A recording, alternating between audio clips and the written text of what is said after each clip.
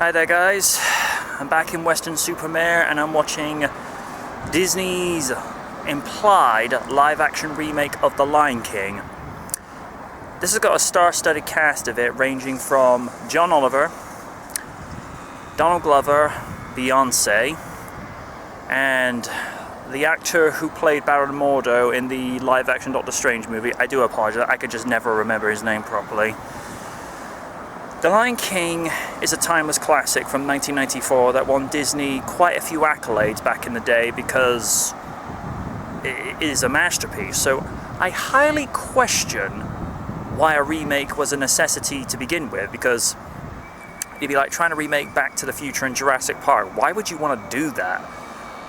But I'm not, if anything, open-minded, so I'll see what I think after 2 hours, but got a feeling this one ain't gonna be all the hype. In 2 hours, you will know my opinion. MJ Knight, out.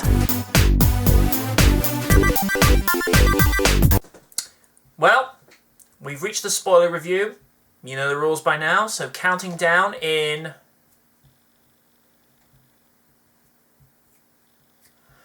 Alrighty.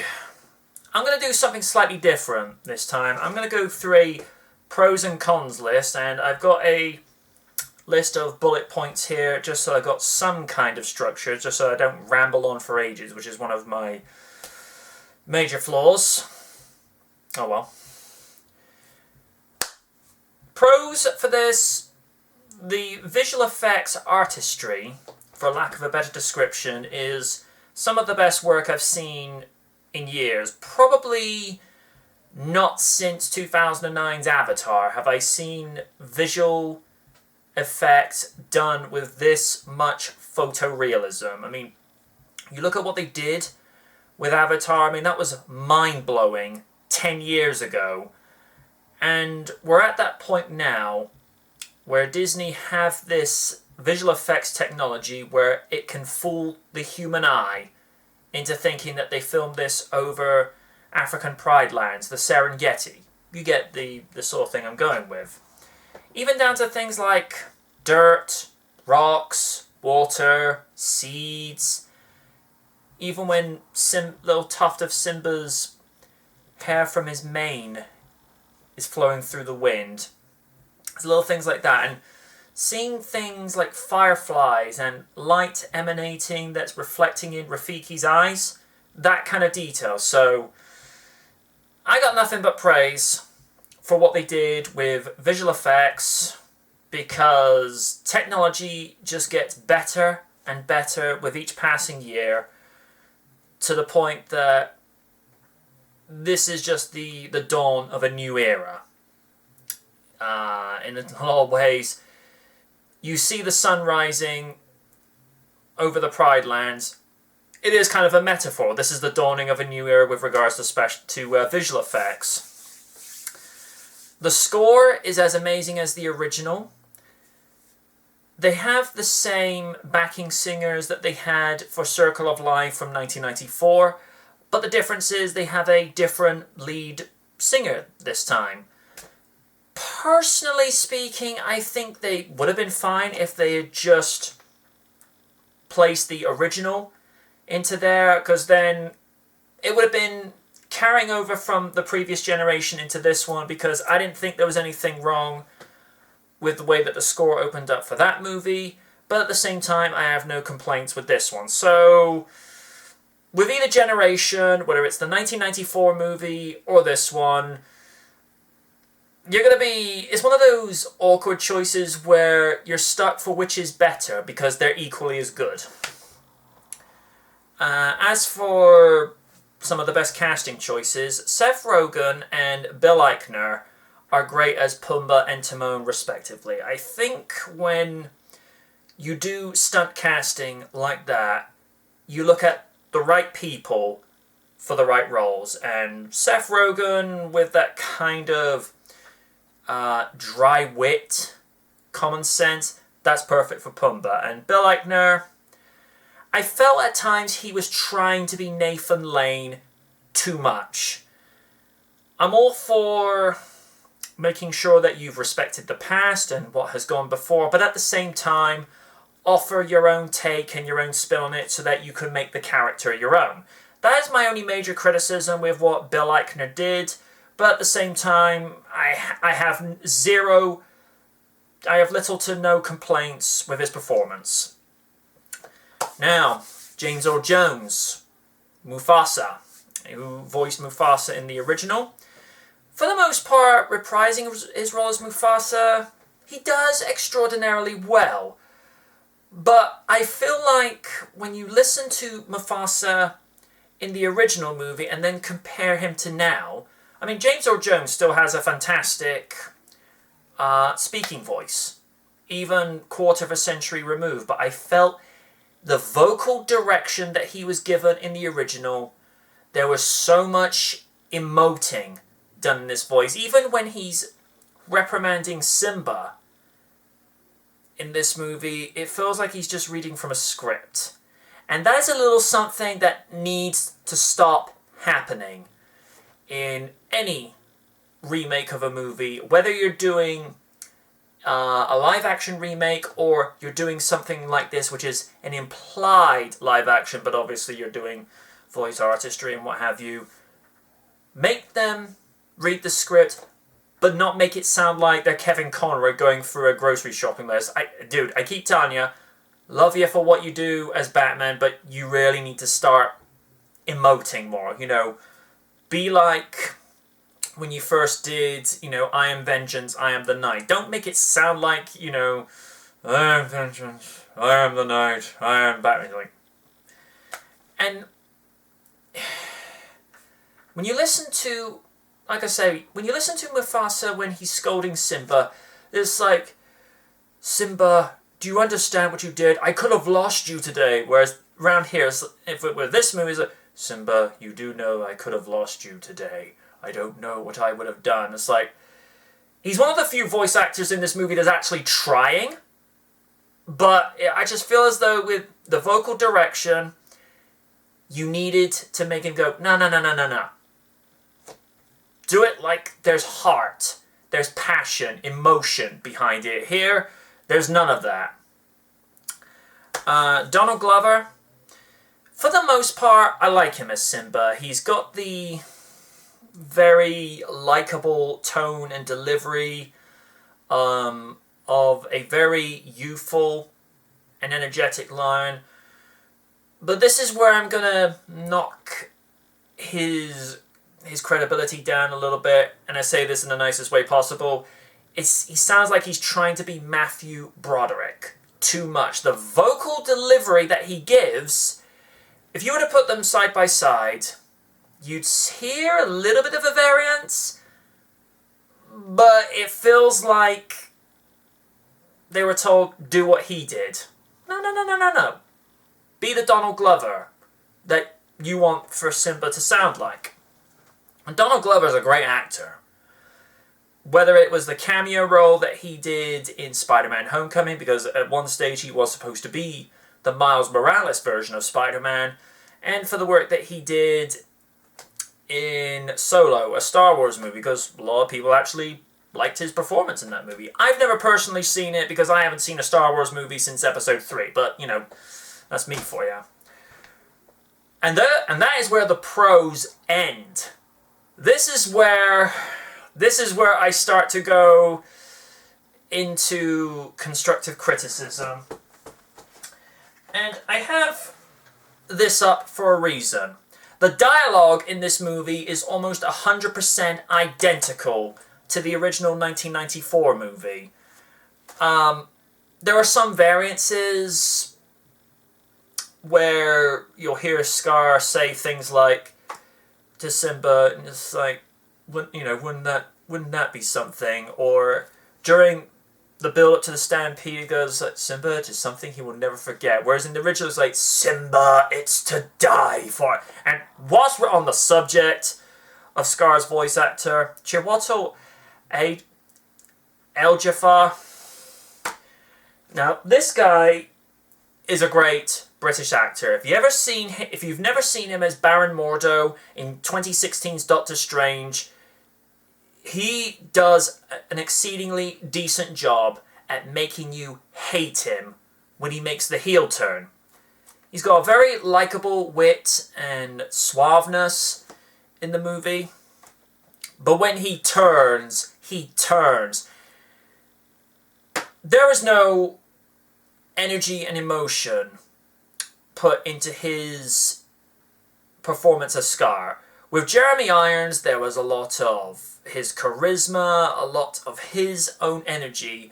Because when you hear Jeremy Irons voicing Scar, you can hear the passion, you can hear the energy and the emotion and the conviction in his voice.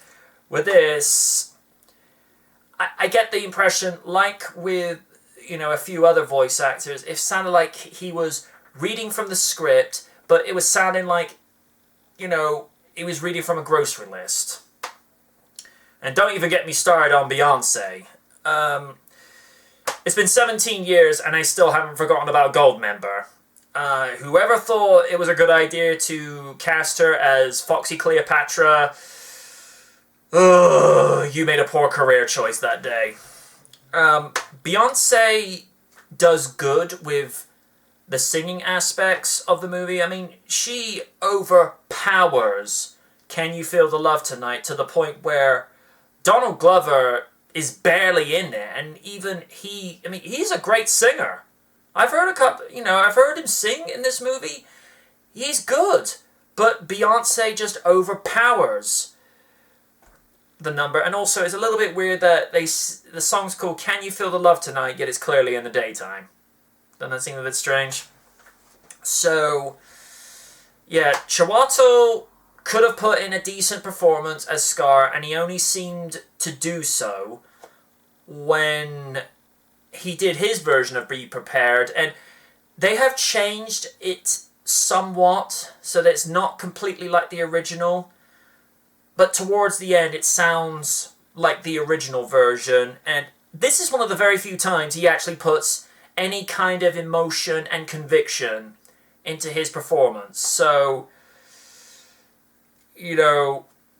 Chiwetel could have put in a decent performance for the majority of the movie, and he didn't. That is disappointing, because, like I say, he's a good actor, and he didn't deliver the goods. I think he probably delivered maybe 15 to 20%.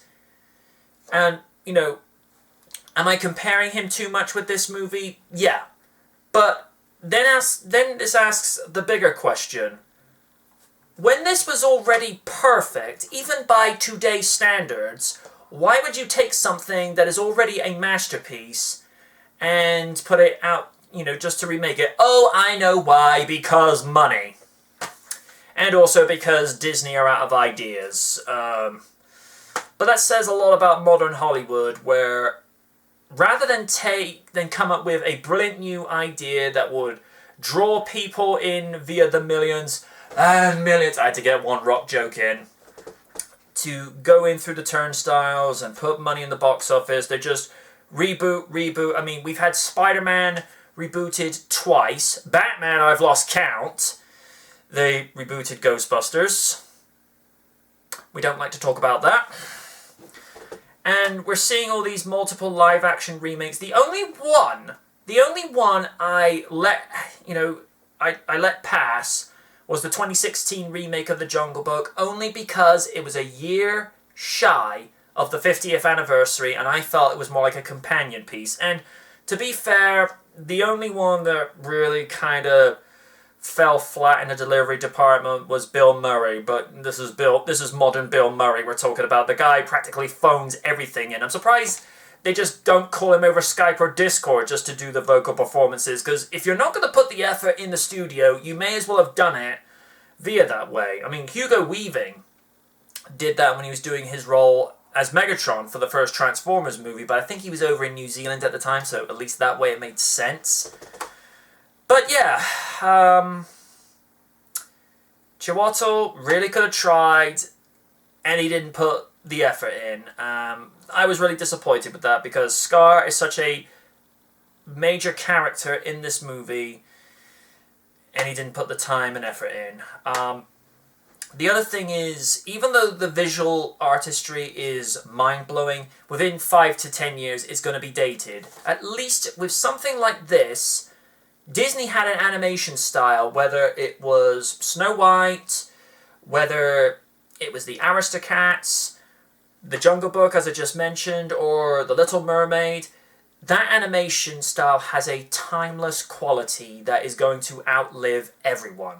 Because it is still going to be enjoyed 30, 40, 50 years into the future. Because there are, because like I mentioned, Snow White and the Seven Dwarfs, there are still people that will sit down and enjoy the magic of that. Another example, Pinocchio. That still looks visually beautiful, even by today's standards. Just because you can use CG doesn't mean that you should. I mean, say what we will, with DC not doing CG movies, I think they kind of realized that it didn't work with that one Green Lantern TV series. Look at, Batman versus the Ninja Turtles. That is done with traditional animation, and it looks absolutely amazing. And on a personal record, I think that movie subjectively is better than Endgame, only on the basis of how many Marvel team-up movies have we seen now, and this is the first time ever we've seen Batman team up with the heroes in a half shell. Again, I say subjectively, that does not go for everyone. So yeah. And let's address this particular pink elephant in the room.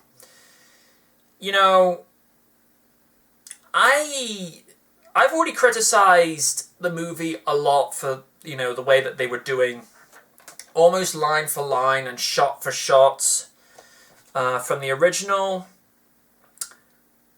The hyena Pumbaa scene in the cave, I thought they would go with the comedic, and, they've already done line for line from the original thus far. So I was expecting one of the hyenas to go, "Who's the pigs?"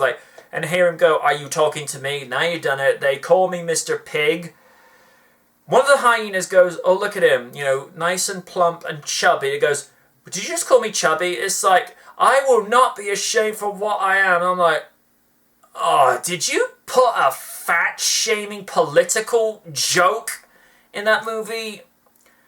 I appreciate you gotta roll with the times. I understand that. I appreciate that you have to modernize and do some things. But did you really have to put that in a children's and family movie? I just look at that and I'm like, no.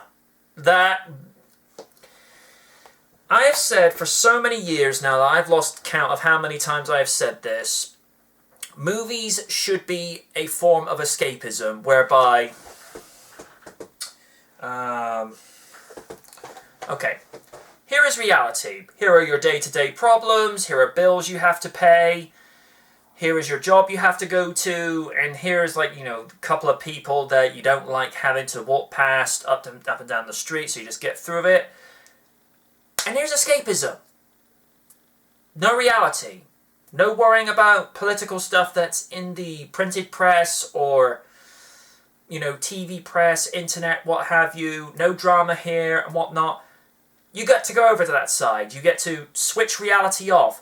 When we start bringing reality into escapism, it's no longer escapism. And that is something that's got to be taken out of movies now, because it's getting to the point now where gritty realism is coming too much into movies now, where there is a very blurred line between reality and fiction. There should be no blurred line. Here is reality, here is fiction, the two do not cross over. And that is something that needs to stop, and that should never have been put into this movie. To the writers, I don't agree with what you did on that one. That should have no place whatsoever in a family movie. Because when you start putting jokes like that in, it really sours the movie experience, and it's one of the reasons I'm not going to be pre-ordering this movie on DVD or Blu-ray. So, that done. And on a trivial note, The photorealism was done a little too much with Timon, so every time I look at him, I think he's going to sell me car insurance. If you live over here in the UK and you are aware of comparethemarket.com, where you've got two meerkats trying to sell you car insurance or be able to get you 2-for-1 tickets at the movies, you know exactly what I'm talking about. And this is not the movie's fault. This is not Bill Eichner's fault. I just felt like he looked too much like the meerkats from the commercial, to the point where I'm looking at him, looking at Timon, going across the screen. I'm waiting for him to pull out a car insurance commercial. That really distracted me from the movie. It's kind of a minus point, but at the same time, it's kind of a trivial one. Like, if they ever do a parody of this, I'll just be waiting for Timon to go, too bad, Pumbaa, but I can get you 50% off your next car insurance premium, just something weird like that. So, yeah, I'm going to give 2 ratings for this movie, which you'll see in the final verdict animations. If you've never seen the 1994 original, this movie is going to get a medium good flick bargain. It's not the most amazing live-action remake or live-action implied remake that I've ever seen.